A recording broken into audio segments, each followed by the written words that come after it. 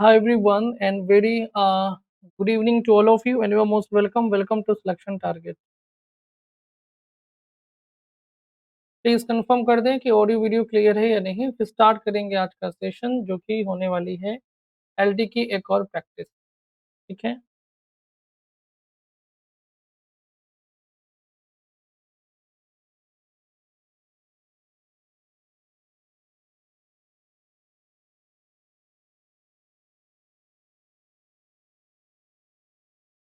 चलिए।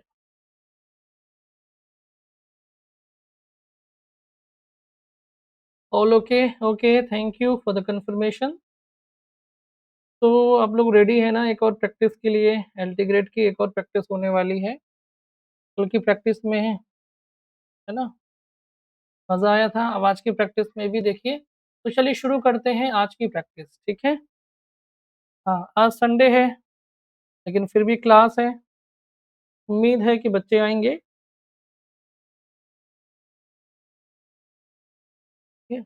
जो बच्चे बाकी दिनों में लाइव क्लास नहीं देख पाते हैं, तो जब संडे का या जब कभी छुट्टी का दिन पड़ा करे ना, मौका मिला करे, तो लाइव आकर के पढ़ लिया कीजिए। ठीक है? लाइव का भी एक्सपीरियंस ले लीजिए कभी-कभार। हुँ,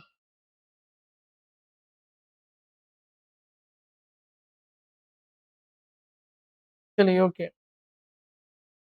गुड इवनिंग, शुभ संध्या, नमस्कार। चलिए शुरू करते हैं। तो पहला क्वेश्चन आपके सामने है, आंसर दीजिएगा। क्या होगा इसमें बताएँ?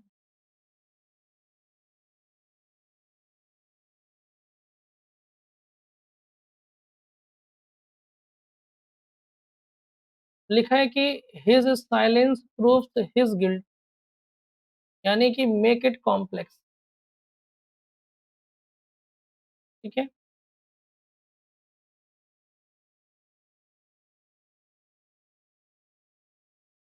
यानी जो उसकी चुप्पी है, वो उसके अपराध को साबित करती है।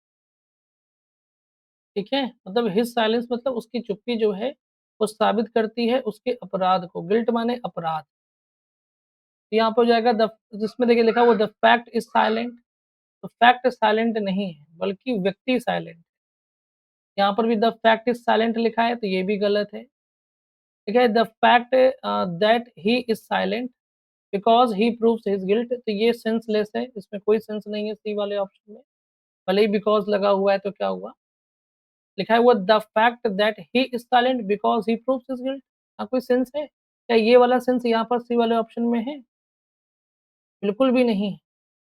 तो लिखा है the fact that he is silent proves his guilt, ये डी वाला ऑप्शन जो होगा वो सही होगा, कि जो फैक्ट है, कि वो चुप है, ये प्रूव करती है उसकी गिल्ट को, उसके अपराध को।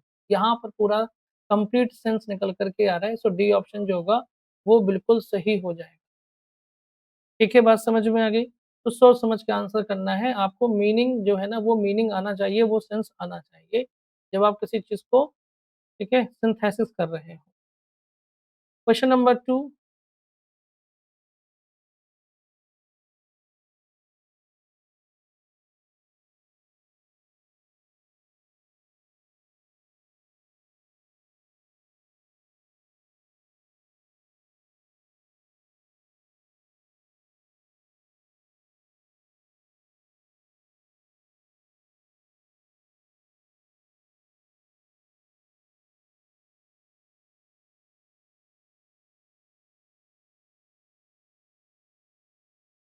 Seeing the rain coming on we took shelter under a tree, compound बनाना है।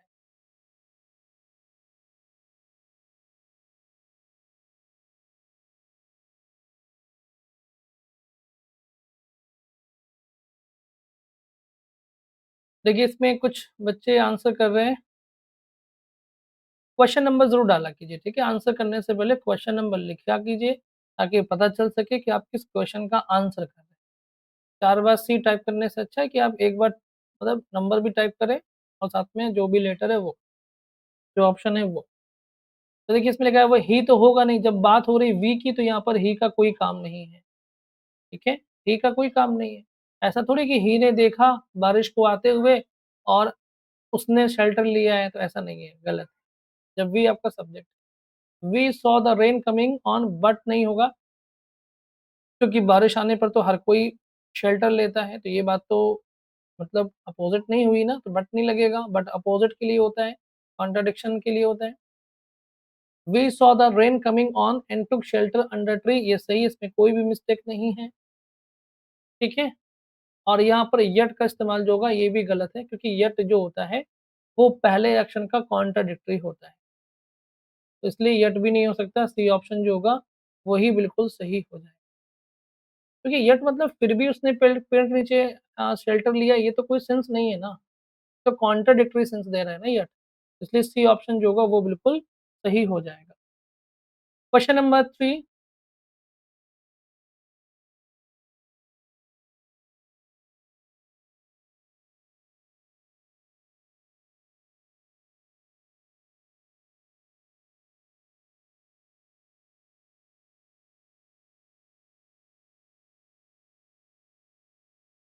लिखा है the fog was very dense so the steamer sailed at less than half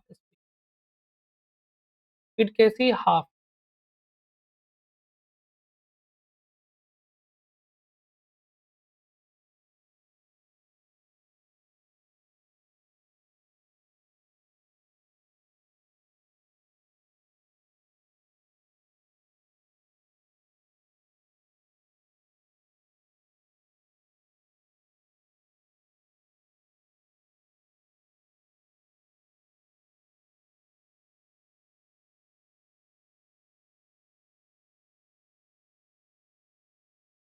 लिखा है the fog was very dense so the steamer sailed at less than half speed. देखिए यहाँ आप देखिए डेंस क्या है, तो डेंस है फॉग। इस पूरे सेंटेंस में कहीं भी फॉग नहीं है, तो ये ऑप्शन हो नहीं सकता। The fog was very dense simple बनाने में देखिए 2 वर्ब नहीं हो सकती, एक वर्ब यहाँ पर भी, एक वर्ब यहाँ पर भी है। ये वर्ब फर्स्ट है और ये वर्ब सेकंड है, 2 वर्ब नहीं हो सकती, गलत है। लेकिन द फॉग बी जो है ना, ये भी आपकी वर्ब है, तो ये भी नहीं हो सकता, बीइंग होना चाहिए। द फॉग बीइंग, वैसे भी is, am, are, was verb को जब हम हटाते हैं, उसकी जगह पर हम बीइंग का इस्तेमाल करते हैं simple sentence. The fog being very dense और बाकी सब कुछ एज़ इट इज़ आप लिख सकते हैं, ठीक है? हाँ, the steamer sailed at less than half speed, D option बिल्कुल आपका सही होगा। ठीक है, जो लोग ए लगा रहे हैं तो आप देखिए ना फॉग तो है ही नहीं, ए में तो द फॉग है ही नहीं है, फॉग तो लिखा तक नहीं गया, ये कैसे हो सकता है? पहले सवाल को ध्यान से पढ़िए, सवाल कह क्या रहा है? सवाल में ही जवाब है, सवाल ही ढंग से नहीं पढ़ेंगे तो जवाब कभी ढंग से नहीं दे पाएँगे, ध्यान लीजिए। तो डी ऑप्शन सही हो जाए। क्वेश्चन नंबर 4, कौन-सा ग्रामेटिकली करेक्ट है?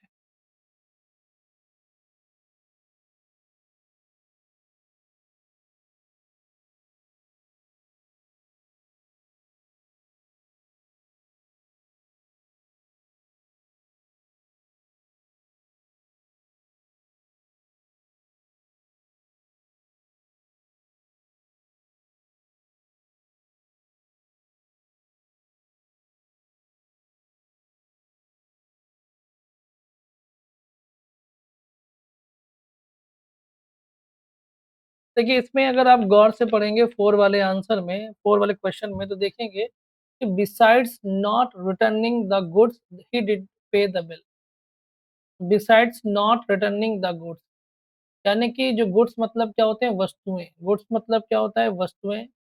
यानी कि वस्तुएँ वापस ना करने के अलावा, मतलब बिसाइड्स का मतलब होता है कि उसने वस्तुएँ भी वापस नहीं की और फिर क्या लिखा? ही डिड नॉट पे द बिल, बिल भी पे नहीं किया। बड़ा खतरनाक आदमी। बिसाइड्स नॉट, क्योंकि बिसाइड्स क्या है? बिसाइड्स प्रेपोज़िशन है। प्रेपोज़िशन के बाद जीडन्ड आता है, फिर वो है द गुड्स माने वस्तुएँ।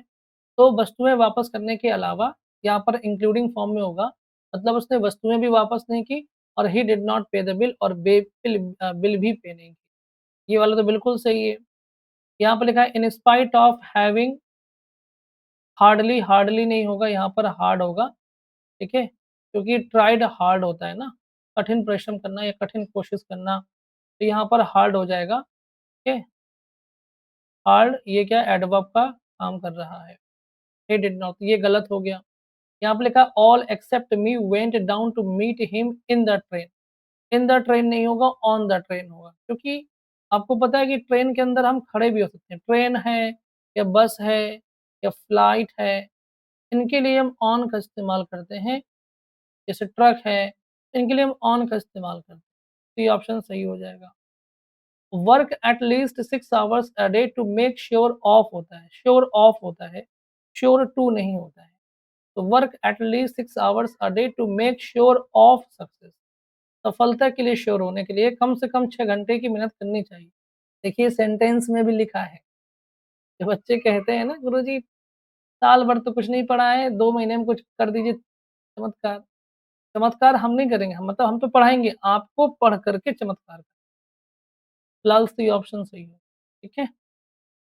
क्वेश्चन नंबर 5 का क्या होगा? बढ़िया है, बेसिक क्वेश्चन से कॉन्सेप्चुअल है, ऐसे ही सवाल आपके एलटी में पूछे जाते हैं। यही स्टैंडर्ड रहता है, बहुत टफ नहीं, बहुत ईज़ी नहीं।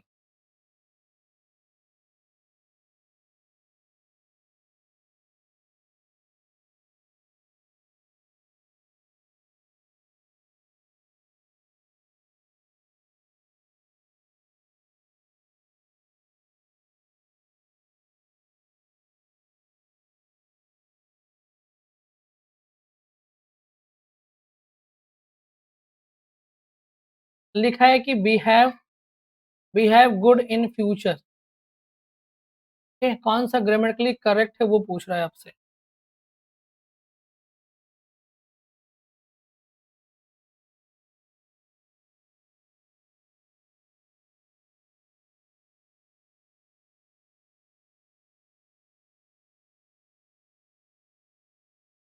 देखिए यहाँ पर गौर से समझिए लिखा हुआ है behave good in future. Behave क्या है? Dynamic verb. डायनामिक वर्ब क्या लेता है? एडवर्ब लेता है। गुड क्या है? गुड एडजेक्टिव है।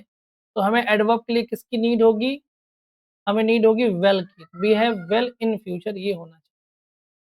बिहेव वेल इन फ्यूचर, ठीक?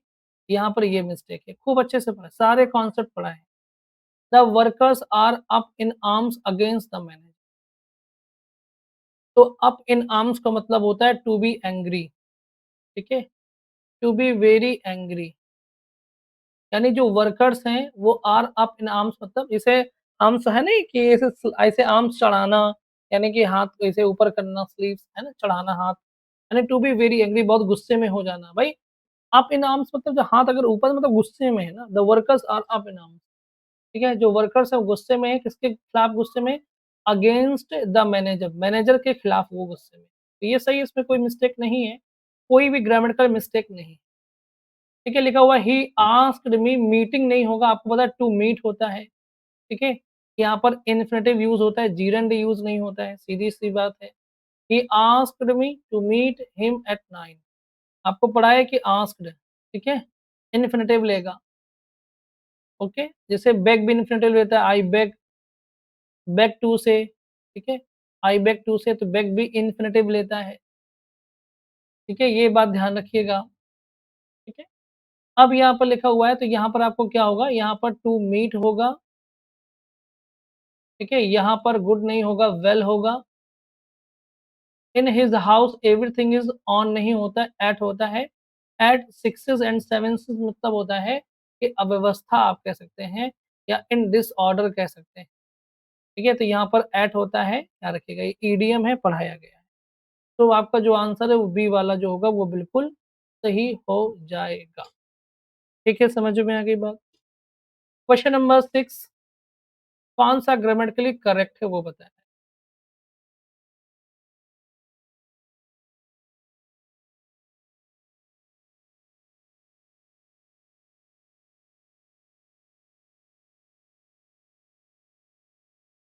हाँ, 4 वाले में तो ए आंसर होगा ना, बिसाइड्स वाला था ना वो? बिसाइड्स वाला सही होगा।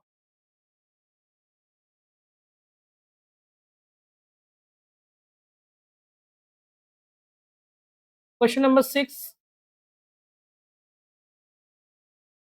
देखिए क्वेश्चन नंबर 6 में क्या लिखा है? To give up smoking is not easy, ठीक है? तो ये आपका पूरा फ्रेज़ है जो कि सब्जेक्ट का काम कर रहा है, टू गिव अप स्मोकिंग, यानी कि ये पूरा का पूरा फ्रेज़ है जो कि नाउन का काम कर रहा है, यानी नाउन फ्रेज़ है, इस वर्ब का सब्जेक्ट है। सिंगुलर होता है फ्रेज़ या clause singular subject singular verb लेते हैं। कोई फ्रेज़ हो या क्लॉज़, ठीक है? अगर एक फ्रेज़ या एक क्लॉज़ है तो वो सिंगुलर वर्ब लेगा, ध्यान रखिएगा, यानी वो सिंगुलर सब्जेक्ट कंसीडर किया जाता है, ठीक है? तो यहाँ पर इज़ नॉट ईज़ी, इसमें कोई मिस्टेक नहीं है, ये बिल्कुल ठीक है। यहाँ पर लिखा है टू अब्रॉड, तो आपको पता है कि अब्रॉड एडवर्ब ऑफ प्लेस माना जाता है, सो टू का इस्तेमाल नहीं किया जाता। His father promised to send him to abroad नहीं होगा, ओनली डायरेक्ट आपको अब्रॉड लिखना है। Do you wish to go to home, home भी आपको पता है कि एडवर्ब ऑफ प्लेस होता है, ये भी टू नहीं लेता, ये भी आपको पढ़ाया गया, ठीक है? और यहाँ पर स्विमिंग अक्रॉस द रिवर, ये भी आपका फ्रेज़ है, तो मैंने आपको ना एक सिंगल फ्रेज़ है ये, ठीक है? और सिंगल फ्रेज़ क्या होता है? सिंगुलर सब्जेक्ट माना जाता है, यहाँ पर डिलाइट्स मी हो जाएगा, यहाँ पर भी मिस्टेक है, इस तरह से ए ऑप्शन जो होगा वो बिल्कुल सही हो जाएगा, ठीक है? ए वाला जो होगा वो बिल्कुल सही हो जाएगा, ओके? लॉजिक के साथ आंसर दीजिए। क्वेश्चन नंबर 7 पैसिव बनाना है।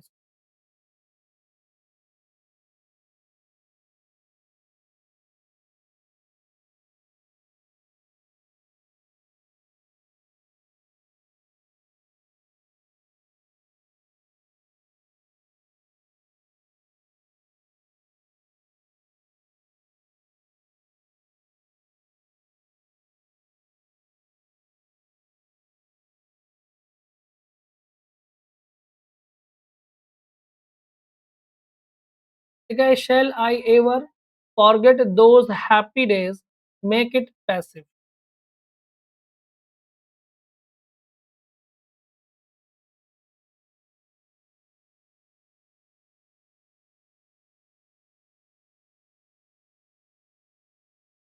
देखिए, एक चीज़ क्लियर है कि आपको पता है कि दोज़ हैप्पी डेज़ ये आपका क्या है? ऑब्जेक्ट है किसका? किस वर्ब का? तो ये सब्जेक्ट बन जाएगा।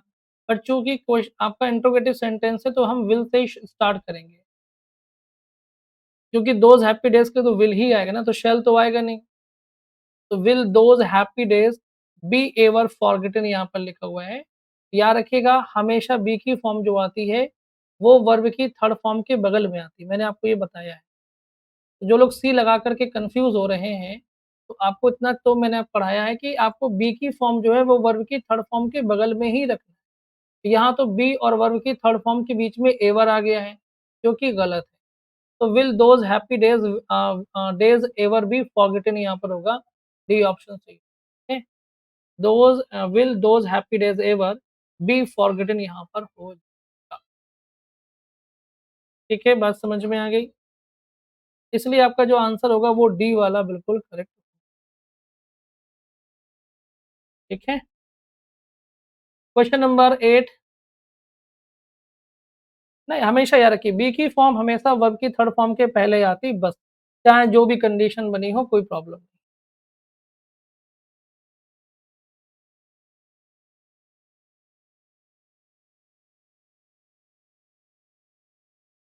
एक्टिव वॉइस बनाना है, ध्यान रखिएगा एक्टिव वॉइस, इंस्ट्रक्शंस पढ़ते जाइएगा, ठीक है?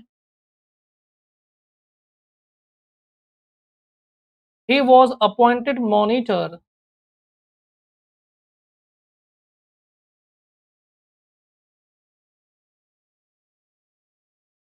द मास्टर, भाई मॉनिटर कौन आपको अपॉइंट करता है? मास्टर करता है। The master appointed him monitor. एक बात ध्यान रखिएगा कि अपॉइंट के साथ में हम एज़ का इस्तेमाल नहीं करते हैं। तो यहाँ पर एज़ मॉनिटर लिख देगा तो उसको भी आपको ध्यान रखना है, ठीक है? एज़ का इस्तेमाल नहीं होता। मैंने ये आपको पढ़ाया कहाँ एज़ लगाना है, कहाँ एज़ नहीं लगाना है, ठीक है?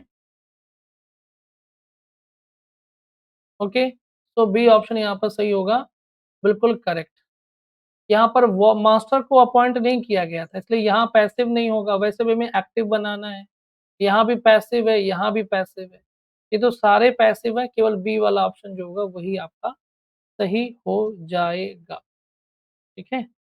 इसको और टिपिकल बना सकते थे, एक में मैं आपको एज़ लगा के दे देता, तो आप बहुत लोग तो बोल जाते कि नहीं, पता ही नहीं है। तो ये ध्यान रखिएगा, ठीक है? हाँ,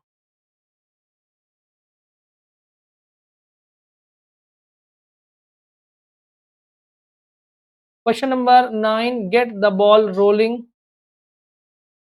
हाँ, बिल्कुल टीचर केम एनसीसी में एज़ नहीं लगाते हैं और वीकेडी ट्रीट एज़ में एज़ लगाते हैं। ट्रिक बताई थी, याद होगी? नहीं याद है? गेट द बॉल रोलिंग इसका मतलब क्या होगा?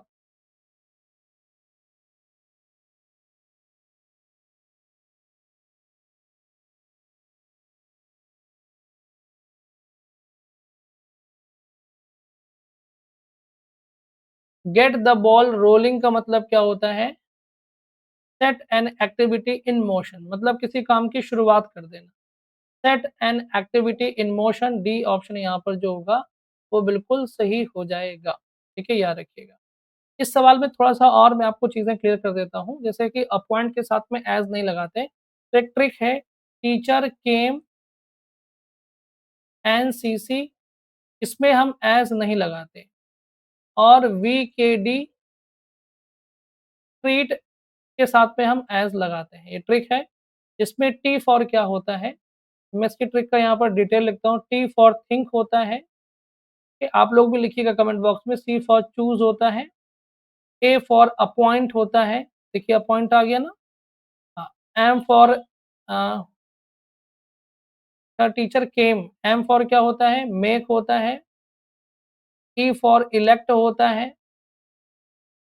ठीक है? सी फॉर कॉल होता है और सी फॉर क्या होता है? कंसीडर होता है।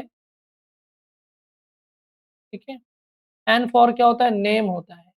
मैंने सब कुछ लिख दिया, याद होना चाहिए। Think, choose, appoint, make, elect, call, consider और नेम इनके साथ में हम कभी भी एज़ नहीं लगाते हैं। वीकेडी में क्या है? वी फॉर क्या होता है? वी फॉर व्यू, के फॉर क्या होता है? नो, डी फॉर क्या होता है? डिस्क्राइब, ये डिस्क्राइब और ट्रीट जो है वो अपने आप में पूरी वर्ब है treat. View, know, describe, treat इनके साथ में हम एज़ लगाते हैं। इनके साथ में हम एज़ लगाते हैं। जैसे मैं कह दूँ कि he treated me as a old friend. याद नहीं देखिए यहाँ पर ट्रीटेड के साथ में एज़ आया कि नहीं आया? ये वाला नियम मैंने अच्छे से पढ़ाया है, आपको मैंने बता दिया है, आप इसको याद कर लीजिएगा, हैं? वैसे अपनी पढ़ाई में, अपनी नौकरी की पूरी जो आप वो करते हैं तैयारी करते हैं, पूरी प्रिपरेशन में कम से कम एक बार आपको अच्छे से डिटेल क्लासेस पढ़नी चाहिए। कहीं भी आपने पढ़ी हो वो मैटर नहीं करता बट पढ़ना चाहिए। इन द लॉन्ग रन का मतलब क्या होता है वो बताइएगा?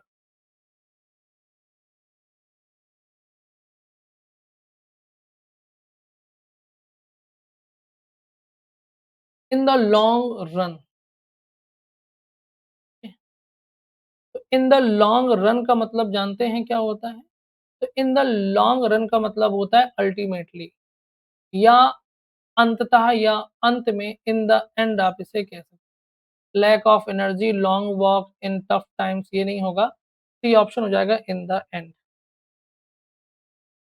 ठीक है? बात समझ में आ गई? इसको अच्छे से याद रख लीजिए। क्वेश्चन नंबर 11 तो यहाँ पर एक लेटर छूट गया है, कोई बात नहीं। Just a second.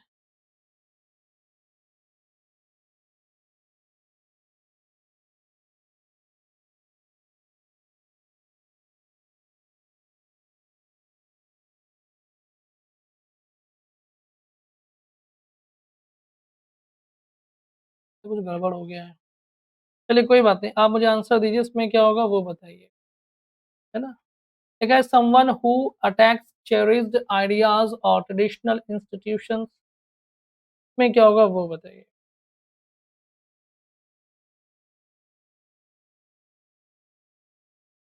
ठीक है?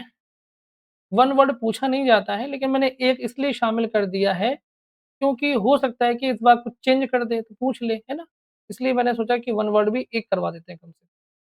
क्लास रुक-रुक के चल रही है तो ये आपके नेटवर्क का प्रॉब्लम है, ये हमारे यहाँ से प्रॉब्लम नहीं है।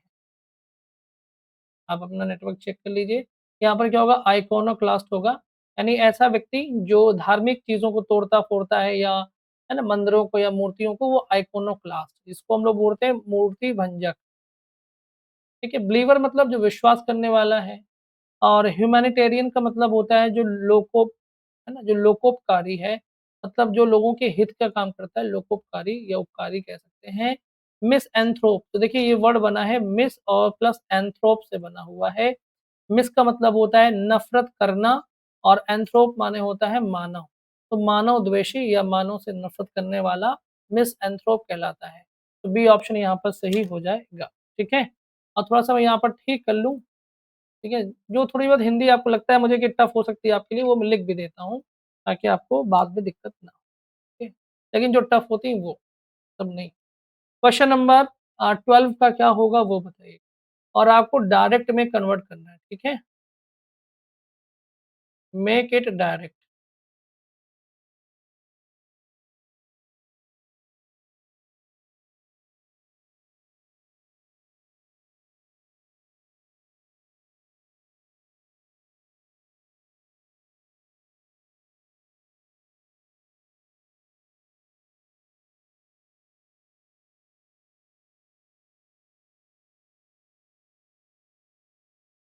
इसमें क्या है she requested the boys to listen to what she was saying. इसमें क्या होगा देखिए पहली बात तो रिक्वेस्ट कर रही है, यानी कि प्लीज़ होना चाहिए। प्लीज़ के अलावा भी बाकी चीज़ें चेक करना चाहिए क्योंकि हो सकता है वो यहाँ पर भी प्लीज़ लगा कर के दे दे और यहाँ पर टू हटा दे तब क्या करेंगे आप?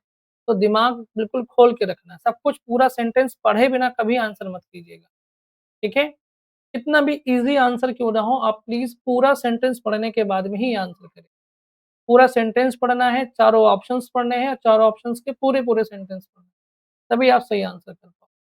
ठीक है? तो यहाँ पर फिलहाल प्लीज़ है, तो कोई मसला ही नहीं क्योंकि कहीं पर प्लीज़ है नहीं है, इसलिए आपका ए ऑप्शन जो होगा वो बिल्कुल सही हो जाएगा। क्वेश्चन नंबर 13 इनडायरेक्ट बनाना है। वैसे आपको ये लिख कर बताने की ज़रूरत नहीं है, आप समझदार हैं, इतना तो कर ही सकते हैं। इनडायरेक्ट बनाना है।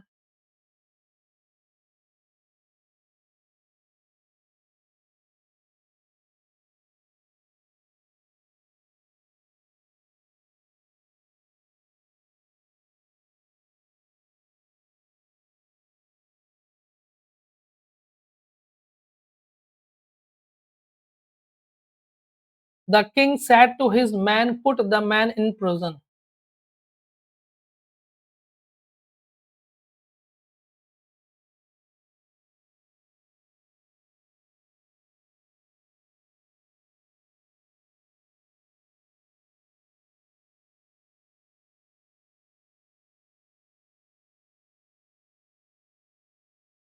ठीक है? देखिए राजा है तो कमांड ही देगा, यहाँ भी कमांड है और यहाँ भी कमांड है। बट ये कमांड के साथ टू नहीं आता, ठीक है? इसलिए जो राइट ऑप्शन होगा वो सी हो जाएगा। इम्प्लोर का मतलब होता है प्रार्थना करना। राजा है प्रार्थना थोड़ी करेगा, वो तो उड़ा देगा सीधा। सी ऑप्शन सही हो जाएगा, इन्फॉर्म्ड भी नहीं होगा। सी इज़ एब्सोल्युटली करेक्ट, ठीक है? अच्छा आप लोग एक काम करते हैं कि नहीं करते हैं? पता नहीं करते कि नहीं करते बट मैंने आप लोगों को ये बोला था कि जब भी प्रैक्टिस करें तो पहले एक पेज ले लिया कीजिए, ठीक है? एक पेज रखिए जो कि रफ पेपर भी हो सकता है, कोई प्रॉब्लम नहीं। उसमें पहले से क्लास के शुरू होने से पहले ही 1 से लगा कर के 40 तक के पूरे नंबर लिख लिया कीजिए, ठीक है? और जो सवाल का आंसर जो आप यहाँ क्लास में देते हैं, अगर वो सही है, तो ऐसे टिक कर लिया कीजिए, ठीक है? जो गलत है, वहाँ पर ऐसे टिक कर लिया कीजिए। जैसे आपने 1, 2, 3 ऐसे लिख लिया, कोई सही है, कोई गलत है, कोई सही है, कोई गलत है, जो भी है। तो इससे ये मालूम चलता है कि आप टोटल कीजिए बाद में कि आपने 40 में से कितना पाया। ये नहीं कर रहे हैं, तो फिर प्रैक्टिस करने का मतलब क्या है? कुछ नहीं।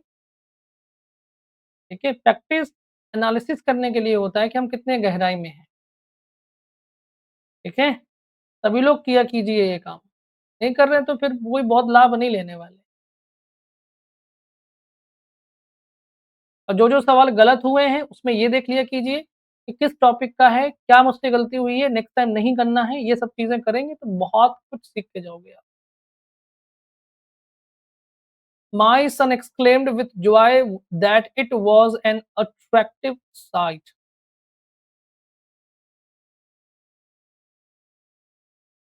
चलिए बहुत बढ़िया निशा जी, वेरी गुड। इसमें क्या होगा?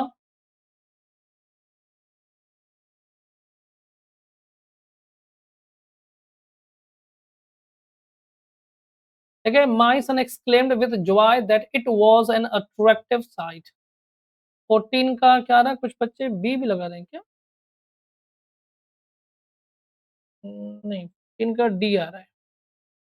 देखिए, पहली बात तो वाज़ कैसे हो सकता है? आप तो इनडायरेक्ट बना रहे हो, तो वाज़ कैसे हो सकता है ना? इज़ होगा तभी तो पास्ट का यहाँ पर वाज़ हुआ होगा ना, तो मतलब पहले इज़ रहा होगा तभी तो इज़ का वाज़ करेंगे ना आप, है ना?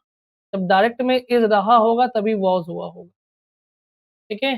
तो यहाँ पर इज़ इट नहीं होता है, गलत है, इट इज़ होता है, ये सही है और ये वाला भी गलत है, तो आपका आंसर जो होगा वो डी वाला बिल्कुल सही हो जाएगा, ठीक है? डी वाला बिल्कुल सही हो जाएगा। क्वेश्चन नंबर 15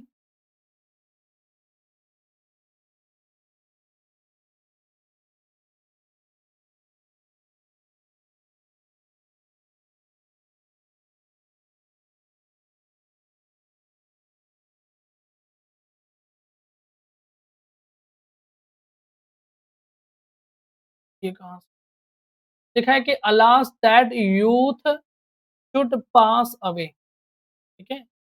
आप मीनिंग निकालने बैठोगे आपको बड़ा अजीब-अजीब लगेगा, लेकिन आपको जैसा सवाल मिल जाए आपको उसी के हिसाब से आंसर करना है। ये माइंड अपना प्रिपेयर्ड रखिएगा। वैसे मैं आपको मीनिंग बता दूँ कि अगर alas that youth should pass away, ठीक है? मतलब ये हुआ कि दुःख है कि जो जवानी है, यूथ मतलब जवानी, ठीक है? तो जवानी शुड पास अवे यानी कि वो बीत गई है। अब शुद्ध हिंदी निकालेंगे कि गुरुजी बीत जानी चाहिए, दूर हो जानी चाहिए, दुनिया भर का दिमाग लगाएँगे, वो नहीं है, ठीक है? इसका मतलब है कि अलास मतलब दुःख है कि यूथ शुड पास अवे कि जवानी जो है वो बीत गई है। असर्टिव बनाना है, तो असर्टिव बनाने के लिए आप देखिए यहाँ पे लिखा है इट इज़ सैड, ठीक है? ये कहा गया है क्या टू थिंक मतलब ये मतलब अच्छा सॉरी इट इज़ सैड लिखा हुआ है मतलब दुःख वाला है। तो ये दुःख क्या है? दुःख ये है, ये सोचना दुःख है कि you should pass away. You should pass away नहीं है, आपको नहीं मरना है। जवानी की बात हो रही है, यूथ की बात हो रही है, यू की नहीं हो रही है। लिखा है it is sad to think that youth should pass away तो ये सही है। यहाँ पर नॉट नहीं होगा। आपको लग रहा होगा कि गुरुजी असर्टिव बनाना है, ये तो पॉजिटिव है, हमें नेगेटिव करना है। बट ये वाला कॉन्सेप्ट एक्सक्लेमेटरी में यूज़ नहीं होता है। ये वाला जब आप इंट्रोगेटिव को असर्टिव में या असर्टिव को इंट्रोगेटिव में बनाते हैं, तब वहाँ पर ये यूज़ होता है ना? तो असर्टिव जब आप एक्सक्लेमेटरी को असर्टिव में चेंज करते हैं या असर्टिव को एक्सक्लेमेटरी में चेंज करते हैं, तब ये सेंस नहीं आता है। तब ये नॉट वाला सीन नहीं करना है, ठीक है? और बाकी यहाँ पर भी नॉट नहीं लगाएँगे, बी ऑप्शन सही होगा। It is said to think that youth should pass away, है ना? हाँ, ये दुःख है ये सोचने का दुःख है कि जो जवानी है वो बीत गई, ठीक है? है ना? गाना नहीं जीने के हैं 4 दिन ओ टॉवेल लेके नाचने वाला वो सलमान खान का वो गाना। क्वेश्चन नंबर 16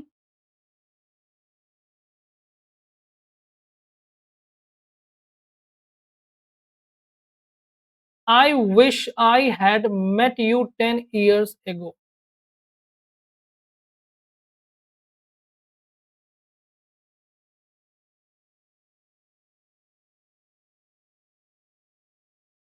ठीक है? I wish I had met you 10 years ago. Exclamatory बनाना है।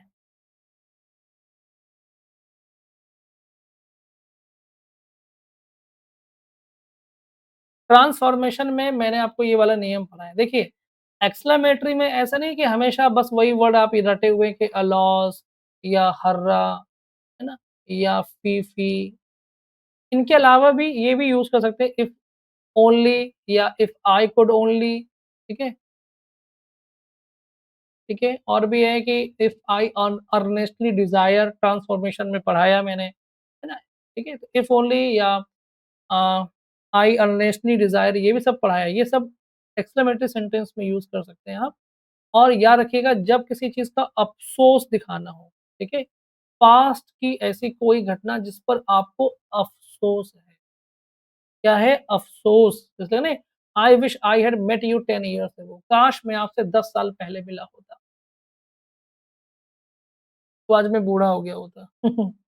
आई विश आई हैड मेट देखिए जब यहाँ पर आई हैड मेट लिखा हुआ है, तो व्हाई यू गाइस राइटिंग मतलब चूज़िंग ऑप्शन ए यहाँ पर तो केवल मेट लिखा हुआ है। याद रखिएगा पास्ट के रिग्रेट के लिए हम हमेशा पास्ट परफेक्ट यूज़ करते हैं। जब हमें पास्ट का रिग्रेट होता है, पछतावा, काश हम ऐसा मतलब हो गया होता, है ना? तो वहाँ पर पास्ट परफेक्ट यूज़ करते हैं, तो वाज़ नहीं होगा, वर भी नहीं होगा, सी ऑप्शन होगा if only I had met you 10 years ago और यहाँ पर लिखा भी है वर्ब, वर्ब को तो चेंज ही नहीं करना है ना, टेंस चेंज नहीं करते हैं ट्रांसफॉर्मेशन, गेटिंग माय पॉइंट, ठीक है? क्वेश्चन नंबर 17 इसमें क्या होगा? अगर बारिश हुई तो हम नहीं जाएँगे। कीजिए भाई, ये तो नहीं जा रहे हैं, अब क्या होगा? ट्रांसलेशन करिए इसका।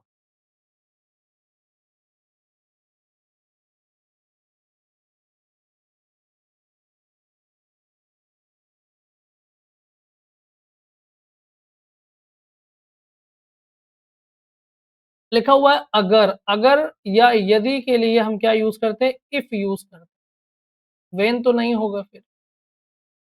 घटना जो है वो अभी पास्ट की नहीं है, तो ये रेंड नहीं होगा, वुड नहीं होगा, डोंट गो नहीं होगा, बल्कि if it rains we shall not go, B option सही होगा, है ना? कंडीशनल सेंटेंस है ये। इसमें हम क्या करते हैं? इफ वाला क्लॉज़ अगर प्रेज़ेंट इंडेफिनिट में है, जो रिज़ल्ट वाला क्लॉज़ होता है वो सिंपल फ्यूचर में होता है। तो बी ऑप्शन यहाँ पर बिल्कुल सही हो जाएगा। ठीक है? ये तो पास्ट टेंस में हो गया, पास्ट टेंस नहीं लगाएँगे, ए ऑप्शन नहीं चूज़ कर फिर तो ये हो गया अगर ये तो इसका तो ये मतलब हो कि अगर बारिश हुई होती, तो हम गए नहीं होते। ये तो इसका ये सेंस हो जाता, तो गलत हो जाता। यहाँ है कि अगर बारिश हुई तो हम नहीं जाएँगे और इसका सेंस है कि अगर बारिश हुई होती तो हम नहीं जाते। बी ऑप्शन सही हो जाएगा यहाँ। क्वेश्चन नंबर 18 वह मेरे जितना तेज़ नहीं दौड़ सकता।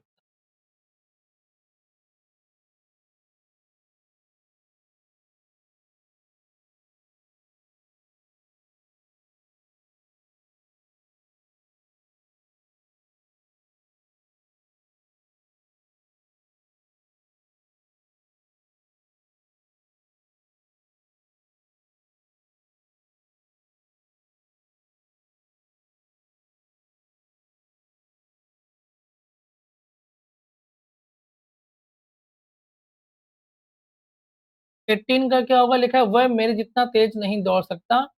देखिए ही रन्स दौड़ता है, वो मुझसे तेज़ दौड़ता है ये तो हो ये वाला तो होगा नहीं, ठीक है? वैसे भी देन के बाद में आई होना चाहिए गलत। यहाँ पर पास्ट टेंस में बनाया डिड नॉट ये भी गलत है। He can not run as fast as I can D option सही होगा। ए में लाइक मी तो यहाँ पर व्यक्ति का व्यक्ति से कंपैरिज़न नहीं इसलिए यहाँ पर ये वाला जो मीनिंग होगा वो गलत होगा। डी ऑप्शन सही हो जाएगा। He can not run as fast as I can यानी वो नहीं मतलब वो दौड़ नहीं सकता जितना कि फास्ट मैं दौड़ता हूँ या मैं दौड़ सकता हूँ, ठीक है? तो यहाँ पर ये भी है ना जितना तेज़ तो एज़ फास्ट है ना? डी ऑप्शन बिल्कुल सही हो जाएगा। बहुत बढ़िया, सही पकड़ा आपने। क्वेश्चन नंबर 19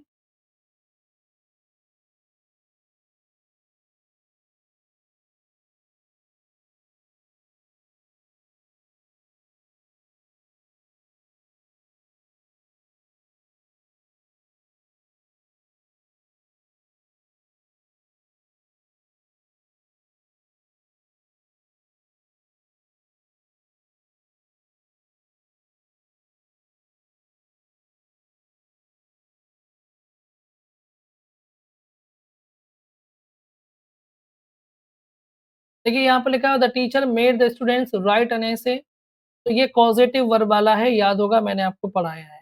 पॉज़िटिव वर्ब में क्या होता है? किसी और से काम करवाया जाता है। तो यानी शिक्षक ने विद्यार्थियों से निबंध लिखवाया, है ना? वाया का सेंस आता है, पिटवाया, पढ़वाया, है ना? रुलाया, तो उसमें लिखवाया ये वाला, जिसमें कोई और क्रिया कर रहा होता है। तो शिक्षक ने नहीं निबंध लिखा है, विद्यार्थियों ने लिखा है, तो ए ऑप्शन सही होगा, बाकी सब गलत है। ठीक है? तो ए इज़ एब्सोल्यूटली यहाँ पे लिखा है टीचर ने विद्यार्थियों को निबंध निबंध देनों को कहा। जो लोग डी लगाए तो देने को कहा, तो देने को कहा वाला सेंस कहाँ है? सेड वाला सेंस कहाँ है? है ही नहीं कहीं, लिखा ही नहीं कहीं पे सेड वाला। तो हम कहा वाला कहाँ से आ गए? ठीक है? याद रखिएगा ए ऑप्शन होगा पॉज़िटिव वर्ब का होता है। क्वेश्चन नंबर 20 इस प्रोवर्ब का मीनिंग क्या होता है? ठीक है, एक होता है ट्रांसलेशन क्या है वो नहीं है, इसमें मीनिंग है, इसका मीनिंग क्या होता है वो बताना। स्टिच इन टाइम सेव्स 9 ठीक है?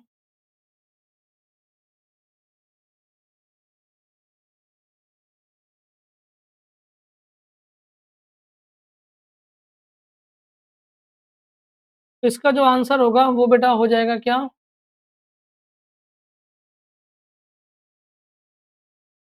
ठीक है, इसका बी ऑप्शन होगा यस एब्सोल्युटली करेक्ट है। क्योंकि मान लीजिए आपके पास कपड़ा है, उसमें छोटा-सा अभी फटा हुआ मतलब छोटा-सा कट है उसमें, तो आप 1 स्टिच लगा के उसको जोड़ लेंगे। और अगर आपने नहीं जोड़ा तो वो ज़्यादा फट जाएगा, फिर आपको 9 स्टिच लगाने पड़ेंगे। तो कहने का मतलब ये है कि अगर आपने 1 स्टिच लगाया तो आपको 9 स्टिच बच गए आपके, यानी समय पर किया गया छोटा-सा काम भी आगे आगे की बड़ी परेशानी से बचाता है। बी ऑप्शन सही हो जाएगा, ठीक है? हाँ, 9 बार सिलाई करने से कपड़ा बहुत मजबूत होता है, ये नहीं होगा, ठीक है? मेहनत करने से कपड़ा नहीं फटता। हाँ, डी वाला तो और भी फ़नी है ना? कि मेहनत करने से कपड़ा नहीं फटता, ये हाल है। क्वेश्चन नंबर 21 में क्या होगा वो बताएँ?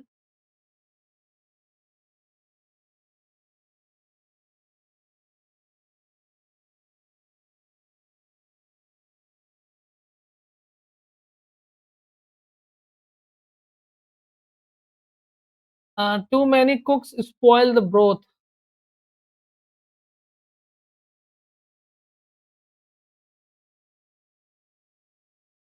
इसका ट्रांसलेशन क्या है? देखिए ब्रोथ का मतलब क्या होता है सूप, लिखा है 'टू मैनी कुक्स' कुक्स मतलब जो रसोई पकाते हैं, रसोइया जो होते हैं, टू मैनी लगा है मतलब बहुत सारे हो गए, ठीक है? तो बहुत सारे रसोइये, तो बहुत सारे रसोइये ज़्यादातर रसोइये ये नहीं होगा, ज़्यादातर नहीं होगा यहाँ पर, ठीक है? बहुत सारे रसोइये स्पॉइल मतलब क्या करते हैं, बर्बाद कर देते हैं सूप को। तो बहुत सारे रसोइये सूप को खराब कर देते हैं, सी ऑप्शन सही। बना नहीं पाते गलत है, ज़्यादातर का सेंस यहाँ पर नहीं होगा, कर सकते हैं नहीं होगा, कर सकते हैं भी नहीं होगा। क्योंकि ये स्पॉइल क्या वर्ब की फर्स्ट फॉर्म है ना, तो इंडेफिनिट होगा ना, प्रेज़ेंट इंडेफिनिट ता है, ती है, ते हैं। इसलिए यहाँ पर कर सकते हैं नहीं होगा। कर सकने के लिए कैन या कुड होता है, ठीक है? पास्ट के लिए कुड और प्रेज़ेंट के लिए कैन होता है। ये नहीं होगा, सी ऑप्शन सही हो जाएगा। ठीक है? हाँ, बिल्कुल। इसका ये एक कहावत है, इसका मतलब होता है कि अगर बहुत सारे लोग किसी एक काम में दखल देते हैं, तो वो काम बिगड़ जाता है। ठीक है? ये कहावत है too many cooks spoil the broth means अगर बहुत सारे लोग एक काम में टांग अड़ाते हैं, तो वो काम बिगड़ जाता है। क्वेश्चन नंबर 22 में क्या होगा?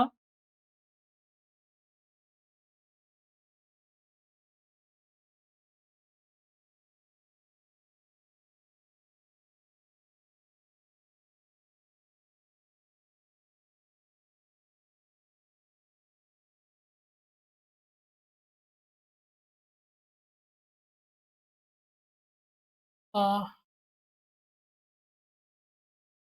देखिए इसमें इतना बहुत सोचने वाला काम नहीं है, लेटर फॉर्मेट है, तो हम डेट से शुरू नहीं करते, यहाँ से गलती हो जाएगी। पहली गलती थी डेट से हम शुरू करते ही नहीं, किसी भी लेटर को, चाहे वो फॉर्मल हो या इनफॉर्मल हो। डेट से हम शुरू करते ही नहीं है, ठीक है? सैल्यूटेशन से हम शुरू करते ही नहीं है।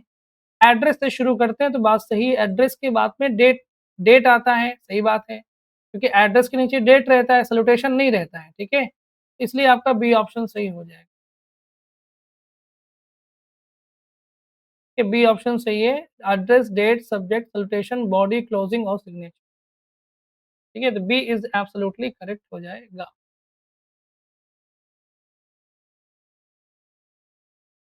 ठीक है? Address, date, subject, salutation, body, closing और signature. Question number 23 the subject line in a formal letter should B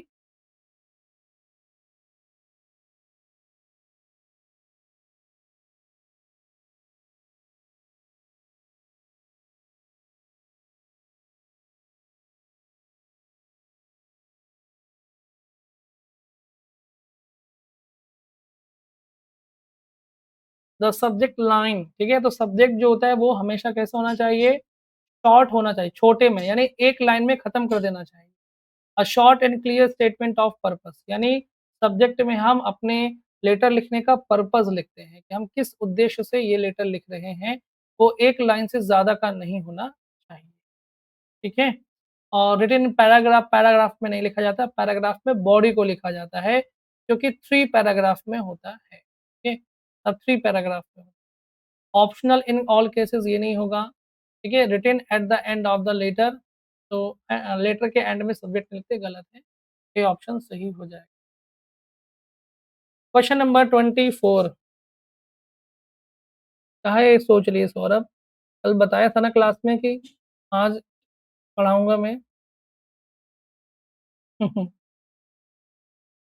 question number 24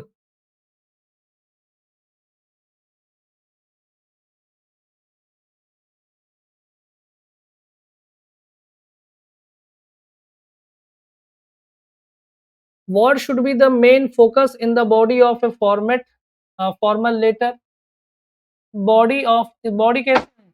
यानी इसमें हम stating the purpose clearly and concisely personal feelings नहीं, यूज ऑफ फैंसी वर्ड्स नहीं, writing long paragraphs ये भी नहीं सही होता है, बहुत लंबे-लंबे पैराग्राफ भी नहीं लिखे जाते हैं। Stating the purpose clearly and concisely ठीक है? यानी कि मतलब बॉडी में जो भी बात कहनी है वो कहना चाहिए। सीमित शब्दों में ये नहीं कि आप कैसे हैं सर मैं ठीक हूँ, आप कैसे हैं? आई होप कि आप अच्छे होंगे, ये सब नहीं बोला जाता फॉर्म लेटर्स में। सीधा टू द पॉइंट बात की जाती है। ठीक है? C is correct. Question number 25 कौन-सा पंक्चुएशन मार्क है जो कि पॉज़ के लिए यूज़ किया जाता है?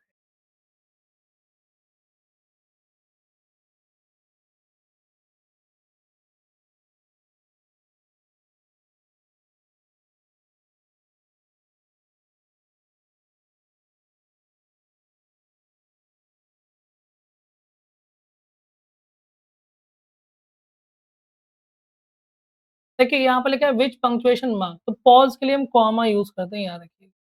फुल स्टॉप जो होता है वो पूरा मतलब समाप्त करने के लिए, फिनिश करने के लिए यूज़ किया जाता है।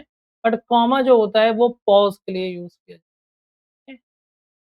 एपॉस्ट्रोफी पोज़ेशन के लिए यूज़ किया जाता है। और जो कॉलन होते हैं इसके कई मतलब कई हैं, ठीक है? आपको मालूम चलेगा अभी आगे।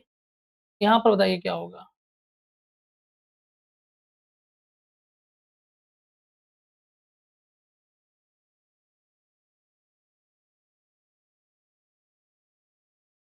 जब तक आप आंसर दीजिए थोड़ा-सा इसकी स्पेलिंग करनी है।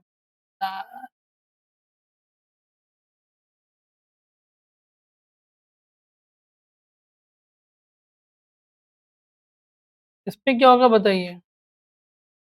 Which one is incorrect related to colon?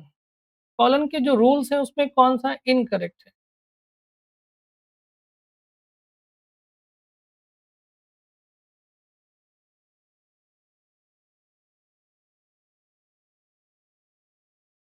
ठीक है? देखिए कि it is not used in time expression ये गलत है। टाइम एक्सप्रेशन में हम कॉलम यूज़ करते हैं। जैसे मतलब 9:30 तो यहाँ पर कॉलन यूज़ हुआ कि नहीं हुआ? टाइम एक्सप्रेशन में हम कॉलम में कॉलन का यूज़ करते हैं, तो ये सही है। लिस्ट के लिए भी हम यूज़ करते हैं, है ना? जैसे मैंने कहा आई बॉट मैनी आइटम्स फिर ऐसे करके जो भी है कि आकार या जो भी मतलब आपको लिखना है वो लिख ठीक है? It is used before enumeration of example वही एग्ज़ाम्पल देने के लिए ऐसे ही। ये भी लिस्ट है, एग्ज़ाम्पल गिना सकते हैं, एग्ज़ाम्पल में कुछ और वर्ड होंगे, है ना? जैसे कि देयर आर मैंने कहा there are 5 kinds of noun तो गिना दिया प्रॉपर नाउन, कॉमन नाउन गिना दिया। कोटेशन के लिए भी जैसे मैंने कहा कि किड्स ने कोई बात की तो मैंने कहा किड्स ने ठीक है? और फिर बाद में ऐसे कर दिया या किड्स सेड ऐसे कर दिया और बाद में ऐसे कर दिया। तो यहाँ भी हम कॉलन का यूज़ कर सकते हैं, ठीक है? इसलिए डी ऑप्शन जो होगा वो इनकरेक्ट है। मतलब ऑप्शन सही है क्योंकि हमने इनकरेक्ट ही पूछा है आपसे। डी वाला बिल्कुल सही हो जाएगा, ठीक है? याद रखिएगा पढ़ाया है सब कुछ। क्वेश्चन नंबर 27 कौन-सा करेक्टली पंक्चुएटेड है वो बताइए?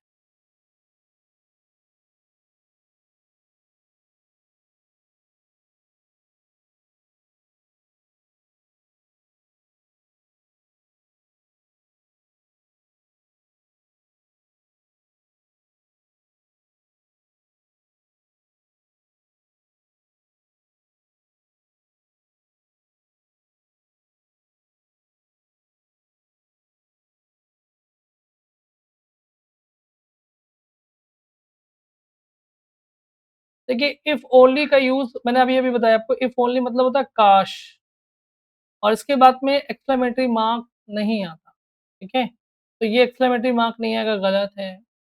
कॉमा भी नहीं आता, ये भी गलत है। कॉलन भी नहीं आता, सेमीकोलन नहीं, सेमीकोलन है ये, सेमीकोलन भी नहीं आता, गलत है। सी ऑप्शन हो जाएगा, if only I had listened to you और एलिप्सिस में 3 डॉट्स होते हैं, याद रखिएगा। ठीक है, एलिप्स में केवल 3 डॉट्स होते हैं, 3 से ज़्यादा नहीं, ओनली 3 डॉट्स। कभी 4 मत कर दीजिएगा, कभी 2 मत कर दीजिएगा, 3 ही कीजिए काउंट करके बिल्कुल, ठीक है? ओनली 3 डॉट्स होते हैं एलिप्स में। यानी कि सेंटेंस अभी इसका मतलब ये हुआ कि सेंटेंस अभी कंटिन्यू है, मतलब अभी और कुछ है, बात अभी खत्म नहीं हुई है। सी ऑप्शन यहाँ पर सही हो जाएगा, ठीक है? ए नहीं होगा, कॉमा नहीं लगता ये इफ ओनली के बाद। जैसे आई विश के बाद कॉमा नहीं लगता, वैसे इफ ओनली के बाद भी कॉमा नहीं लगता।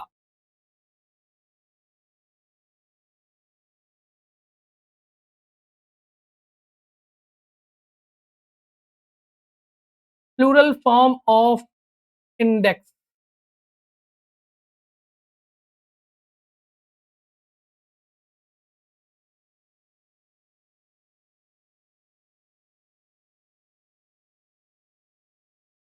इंडेक्स का प्लूरल फॉर्म होता है, इंडेक्स माने क्या होता है? सूची और इसका प्लूरल फॉर्म होता है इंडाइसेस, ठीक है? क्या होता है? इंडाइसेस होता है, तो डी ऑप्शन यहाँ पर बिल्कुल सही हो जाएगा। लोगों की दिवाली के पटाखे अभी तक रखे हैं क्या? हैं? अभी भी कोई अनाज छुटाने में लगा हुआ है लोगों के पास में बर्बाद करने। The teacher asked the students to the important points.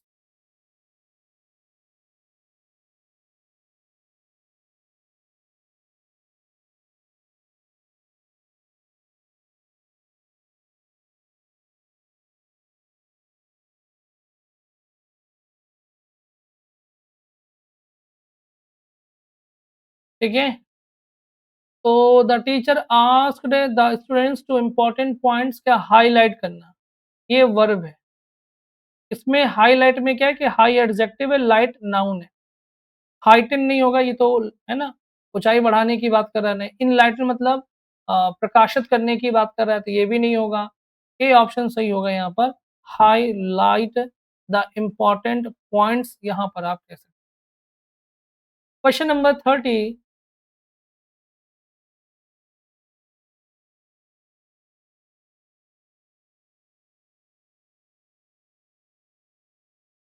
Ekadashi, Ekadashi तो कल थी शायद, ये आज है।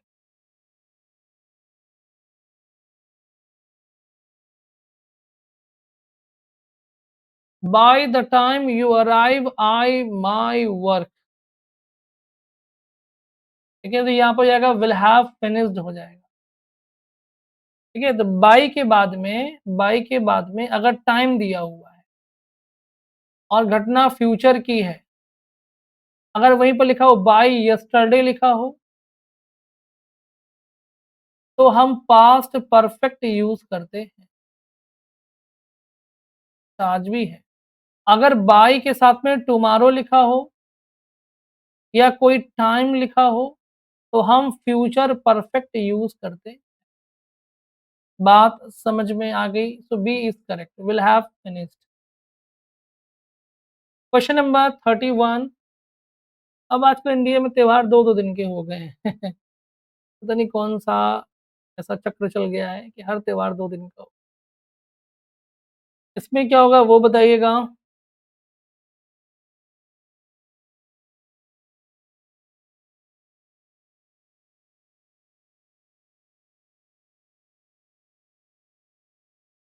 आई wish I the truth earlier. देखिए कह रहा है आई विश काश, यानी कि मैंने सच को पहले ही जान लिया होता। काश मैंने सच को पहले ही जान लिया होता। यानी रिग्रेशन है, पछतावा है।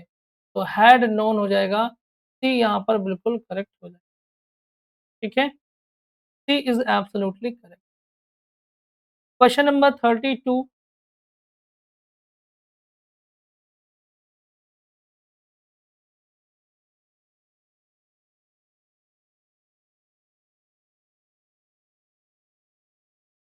आई विल बी अ टीचर,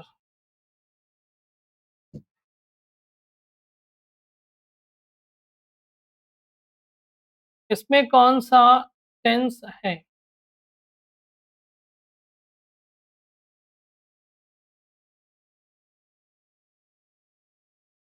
अच्छा, अच्छा, Lakshmi ji, okay. I will be a teacher future indefinite, will be किसमें आता है? फ्यूचर इंडेफिनिट में आता है। यहाँ पर ए ऑप्शन सही हो जाएगा। कॉन्टिन्यूअस नहीं होगा, ठीक है? कॉन्टिन्यूअस का फॉर्म ही नहीं है, कॉन्टिन्यूअस में आईएनजी होना चाहिए, बट कहीं आईएनजी है ही नहीं, विल प्लस वर्ब की फर्स्ट फॉर्म फ्यूचर इंडेफिनिट होता है। तो राइट ऑप्शन ए हो जाएगा बिल्कुल सही। ठीक है? जो ये लिखा है ना, I am going to be a teacher, इसको लेकर के बड़ा कन्फ्यूज़न है, मैंने कई बार देखा भी है। I am going to be a teacher, इस वाले में बड़ा कन्फ्यूज़न है। कहीं फ्यूचर इंडेफिनिट लिखा हुआ है, कहीं कॉन्टिन्यूअस लिखा हुआ है। किसी एग्ज़ाम में कॉन्टिन्यूअस माना गया है, तो फिर सब लोग उसको फ्यूचर कॉन्टिन्यूअस ही कहने लगे, है ना? एक्चुअली में ये स्ट्रक्चर होता है बी गोइंग टू वाला, बी गोइंग टू वाला। फिलहाल ए ऑप्शन सही हो जाएगा। Question number 33, antonym of incompetence.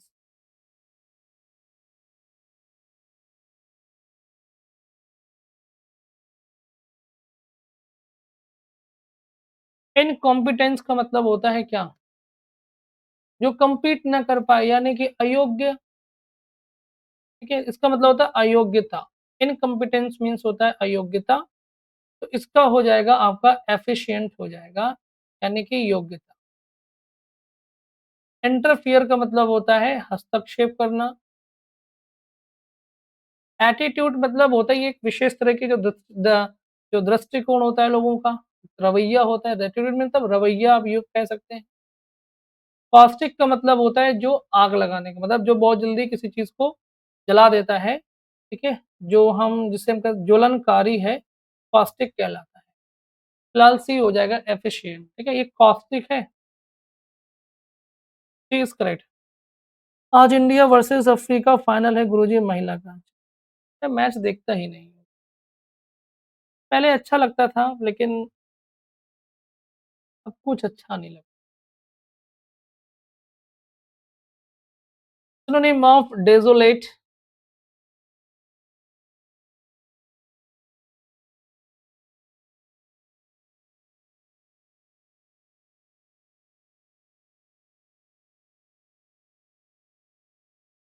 डेज़ोलेट का मतलब होता है निराश, ठीक है? प्रोटेक्टेड का मतलब होता है सुरक्षित। कल्टीवेटेड का मतलब होता है जो सभ्य है, जो शिक्षित है, सभ्य है। ब्लीक माने होता है, वैसे ब्लीक का मतलब होता है जो बेरंग है। बेरंग का सेंस जो होता है, वो निराश के सेंस में होता है। तो सी ऑप्शन होगा। इनहैबिटेड का मतलब होता है निवास योग्य, मतलब रहने के लायक, निवास योग्य, इनहैबिटेड। सी यहाँ पर सही होगा bleak. Question number 35, which one is correctly spelled?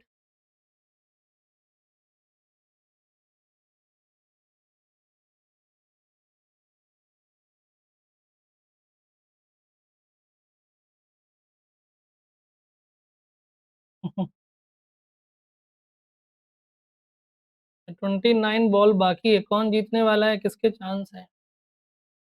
Intriguing मतलब होता है दिलचस्प, ठीक है? INTRIGUING,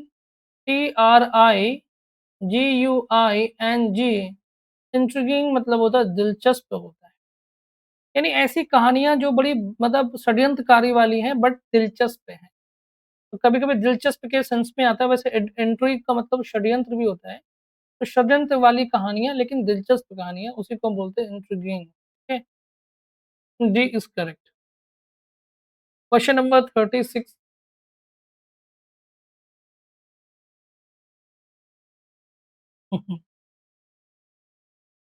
फर्स्ट इनिंग चल रही है, अच्छा। कौन-सा करेक्टली स्पेल्ड है? ये वर्ड आप नया है, ठीक है? मुझे भी नया वर्ड मिला था, बड़ा अच्छा लग रहा था। पूछा गया है ना, दूसरे एग्ज़ाम में पूछा गया है, 2023 के पेपर। ये वर्ड है कोलेज, ठीक है, COALESCE, कोलीज, इसका मतलब होता है यूनाइट हो जाना, मतलब एक हो जाना। ठीक है, ये बड़ा अच्छा वर्ड है कोलीज, COAL, कोल, और बाद में ESCE, कोलीज मतलब होता है यूनाइट हो जाना, एक हो जाना। तो ये ऑप्शन सही हो जाए। ठीक है, क्लियर। Question number 37।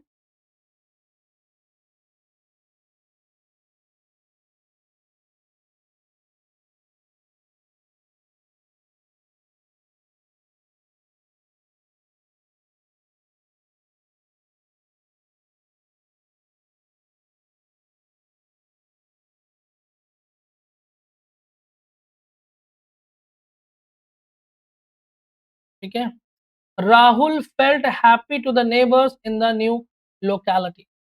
यहाँ पे हो जाए get along with. Get along with का मतलब होता है कि मतलब टू बी फ्रेंडली, आप कह सकते हैं, थोड़ी दोस्ती बना करके रहना व्यक्तियों के साथ।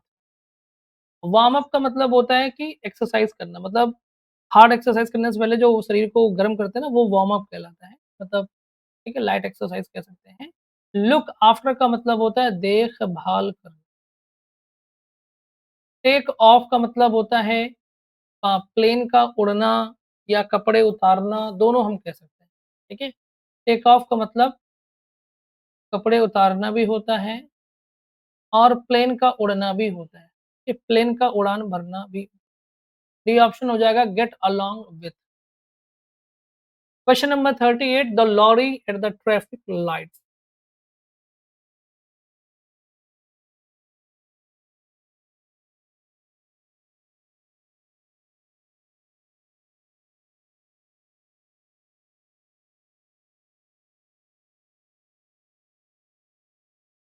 The lorry at the traffic light. ठीक है, सामान ढोने वाली जो गाड़ी होती है उसको लॉरी बोलते हैं। The lorry at the traffic light broke up होगा। नहीं, ब्रेकअप का मतलब होता है संबंधों का टूटना। अगर ब्रेक डाउन होता है तो ब्रेक डाउन का मतलब होता है गाड़ी का खराब हो जाना। हालाँकि ब्रेक डाउन के कई मतलब होते हैं, गाड़ी का खराब हो जाना। अगर कोई व्यक्ति ब्रेक डाउन हुआ है मतलब वो इमोशनली कोलैप्स हो गया, मतलब बहुत ज़्यादा दुखी है ना? तो संबंधों का टूटना, ब्रोकअप। रैन इंटू का मतलब होता है कोलीड, यानी कि टकरा जाना, जिसको कभी-कभी अचानक से मिल जाने के सेंस में भी हम यूज़ कर देते हैं। रन इनटू का मतलब होता है किसी से कोलिड, टकरा जाना, जा रहे हैं कि टकरा गए, अरे! सॉरी, सॉरी देखा, फिर देखा अरे दोस्त से टकरा गए, वो चीज़ कोलिड। पुल्ड ओवर का मतलब होता है टू स्टॉप, कि किसी व्हीकल को रोक देना, ठीक है? ब्लो अप का मतलब होता है एक्सप्लोड करना, यानी कि विस्फोट कर देना, ब्लो अप, ठीक है? जैसे ब्लो माने हवा भरते गए बैलून में, बैलून फट गया, ब्लो अप, है ना? एक्सप्लोड हो गया। इसमें आएगा सी ऑप्शन, यहाँ पर पुल्ड ओवर हो जाएगा, ठीक है?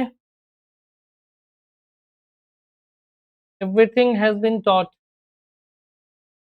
Question number 39, noun form of intent.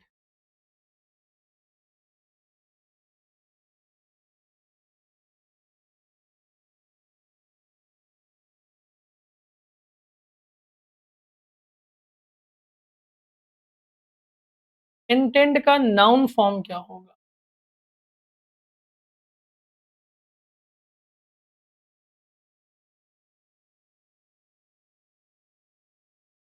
तो आपको पता है TION अगर किसी में है लास्ट में, तो वो नाउन है।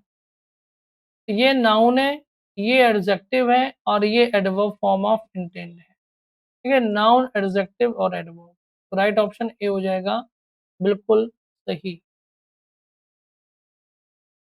ठीक है? हाँ, नाउन फॉर्म ऑफ इंटेंट मतलब इंटेंशन, मतलब आशय, भाव, समान का भाव नहीं, फील वाला भाव। She not finish her work yet. 40 class होगी Saurabh. Question number 40, she not finish her work yet.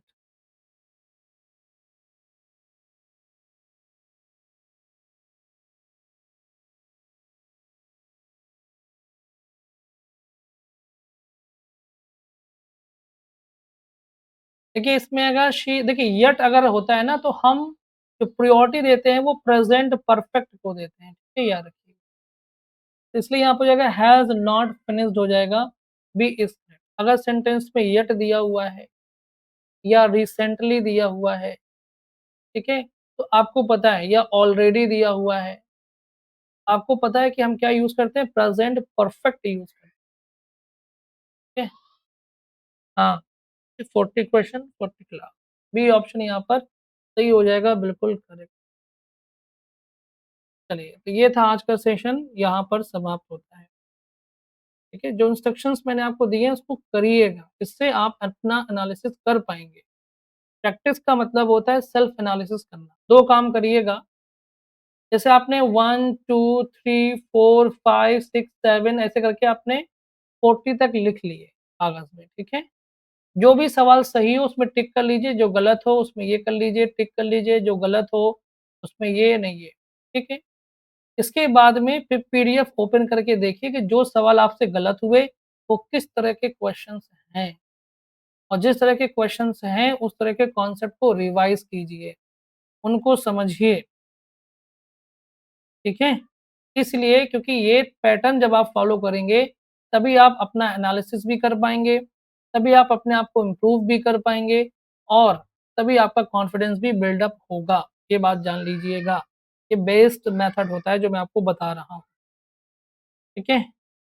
Okay, thank you आपके कॉम्प्लीमेंट्स के लिए, ठीक है? अब अगला सेशन जो होगा कल होगा 7 बजे, ठीक है? कल मिलेंगे 7 बजे फिर से साथ होंगे हम लोग, है ना? Yes. Okay, my dear champs. So see you tomorrow at 7 p.m. and follow the instructions. Okay, so bye bye. Take care. Namaskar. Good night and Jai